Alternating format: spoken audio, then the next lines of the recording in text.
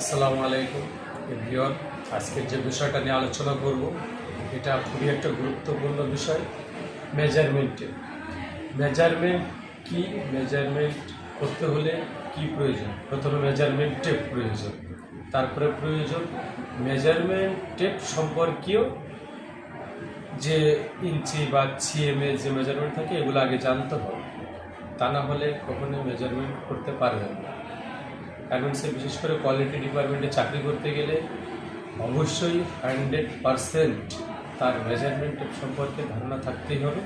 চলুন আমরা সংক্ষেপে কিছু ধারণা শিখে নিই।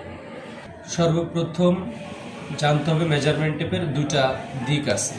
এটা হলো সিএম অর্থাৎ সেন্টিমিটার, এটা হলো ইঞ্চি অর্থাৎ ইঞ্চির মাপটা কিছু কিছু বাইরের ক্ষেত্রে হয়, সিএমের মাপটা কিছু কিছু বাইরের ক্ষেত্রে হয়। তো একটা মেজারমেন্ট টেপে থাকে 60 ইঞ্চি, আর সিএমএ যদি যাই আমরা 150 সেন্টিমিটার। সর্বপ্রথমে আমরা ইঞ্চিকে শিখব। ইঞ্চি হচ্ছে এই যে 1 থেকে 2, এই ঘরের মাঝখানে যেগুলো দেখছেন এইখান থেকে 1 ইঞ্চি, বড় দাগ পর্যন্ত হাফ ইঞ্চি, এখানে 2 দাগ মিলায় 1 সুতা। তো আর এক দাগে বলা হয় 116, এটা হলো 116, 2 দাগ মিলায়া 18, আর 4 দাগ মিলায়া 14, 8 দাগ মিলায়া হাফ ইঞ্চি। তো এটার ভিতরে আরও অনেক ডিটেলস আছে, সবগুলো বলতে গেলে ভিডিওটা অনেক বড় হয়ে যাবে।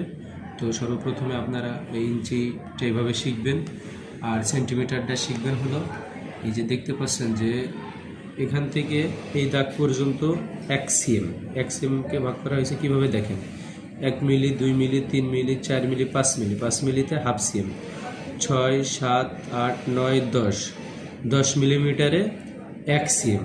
ঠিক এভাবেই ইঞ্চি 1, 2 দাগে 18, 3, 4 দাগে 14, 5, 6 দাগে 6, 8, 7, 8 দাগে আপনার আসছে হাফ ইঞ্চি।